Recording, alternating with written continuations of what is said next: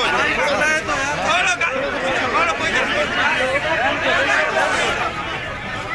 गाड़ी अंदर रस्तो तो नहीं